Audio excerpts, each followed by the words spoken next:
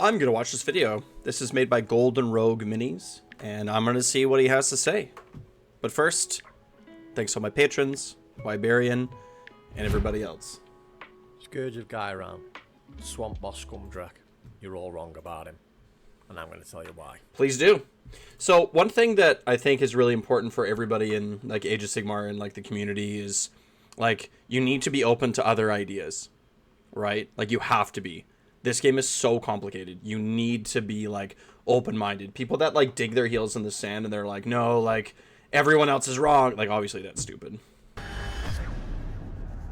Go check out his channel, by the way. He makes good content. Good old Skumdrekk. Absolute useless before the Gyron update. 100% agree. Now he's a bit of a hot topic and everyone loves him. Yeah, it's true. He's overrated. Okay, let me explain then. So, when Scourge of Gyron update? So before we start like getting into this, like I also feel like he's a little bit overrated. Like I just did a GT and I didn't bring him because I feel like the Break-A-Boss is I think better for a few reasons. I think the Break-A-Boss is better because he's on a smaller base, which is good. I think the Break-A-Boss heals, which has been very good. When he's able to like kill somebody and then like heal over a few turns and then get back in the fight, like he's a lot harder to kill, right? He's got like 3 fewer health, but that regeneration is quite good. I think that he's 50 points cheaper, which is great. I think that Cruel Boys right now have so many models that smaller base makes a really big difference. I think that he brings Rend, right? He brings 2 Rend to the table, which is a different trick, right? Which is a different thing in the toolbox, right? Like some like things with like wards and stuff. I don't know.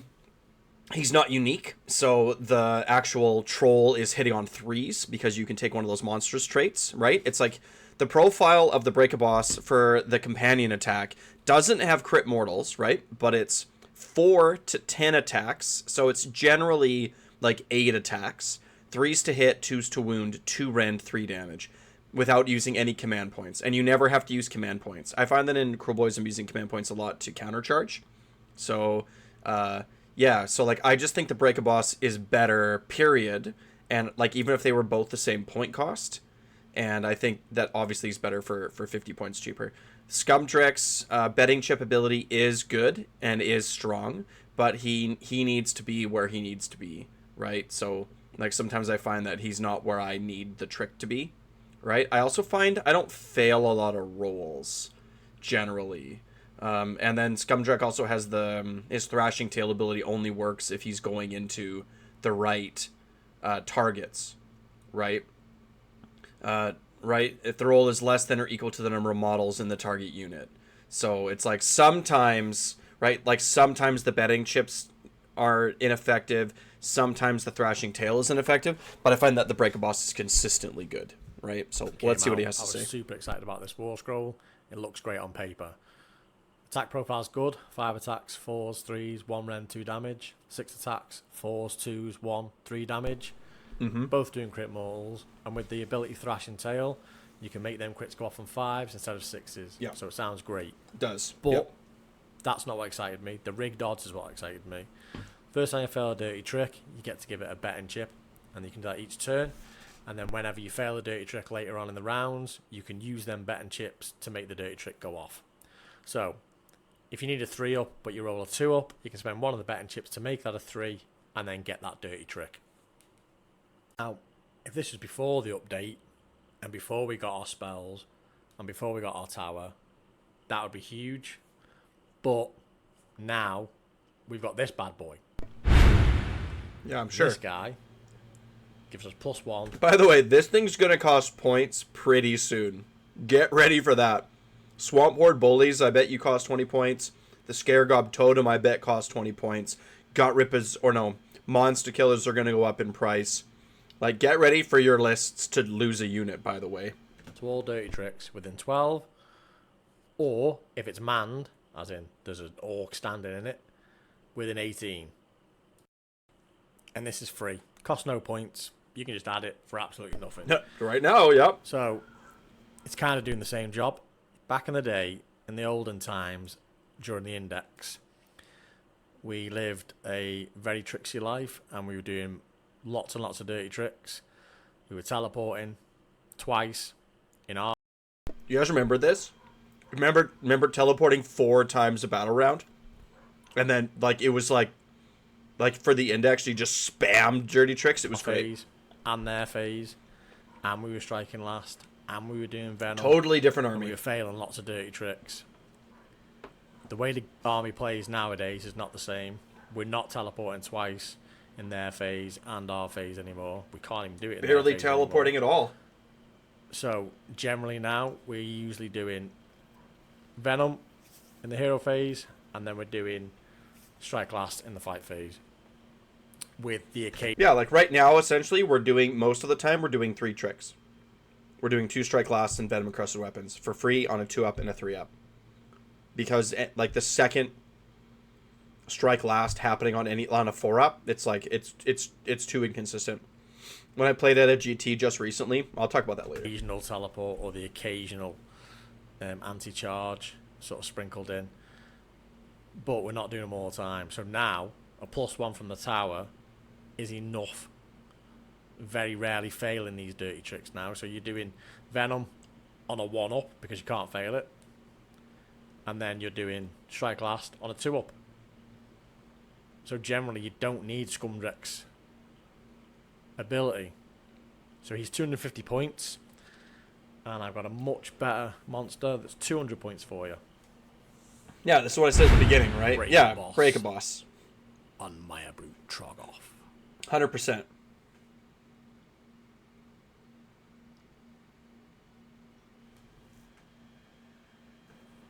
So his attack profile is basically the same. No, it's better. He doesn't get the crit mortals on the clubs.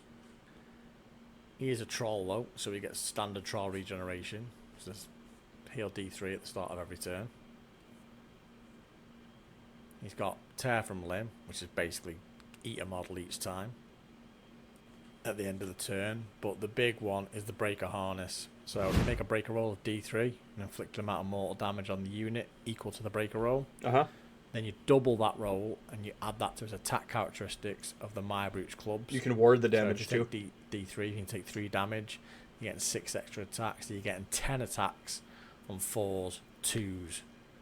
At 2 rend, 3 damage, which is awesome. You can make this even better if you add the monstrous artifact for meaning, +1 to hit on your companion weapons. So your 3s, 2s, 2, 3 damage. Yeah, like rolling 10 attacks and they're all 3-ups. It's like you're deleting everything. Awesome.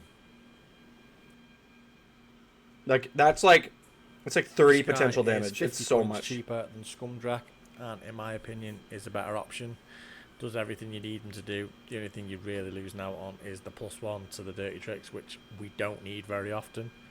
So take him, and at 250 points failing that, I'd rather spend the extra 50 points and have a reinforced unit of Gut Rippers.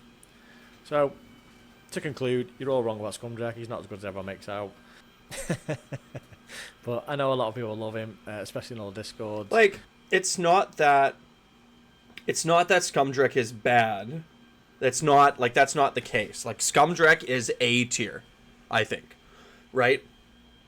He synergizes well with your rules. He does a lot of damage. Like, he's an excellent war scroll. It's just that the Break a Boss is better. When I see lists with both, I'm not surprised. Like, people like to run monsters in Cruel Boys. Like, we have some of the coolest monsters, right? So if you're running both, it's like, cool. Like, that's great. Like, they're both really good. But right now, I just think that, like, he personally doesn't make the cut for me.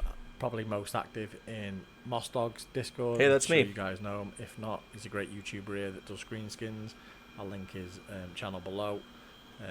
Get in his Discord, it's great in there. And also while you're there, jump into my Discord. I'll leave them both linked below. And if you like this type of video, let me know down below in the comments. If you don't like it, let me know down in the comments. I'll take all your feedback on board. Take it easy, guys. Laters. Yeah, Golden Rogue Minis. Like, pretty new channel. Go check him out. I'm going to link the video down below. Make sure to go check him out and give him a like. Yeah. Like, subscribe, wah.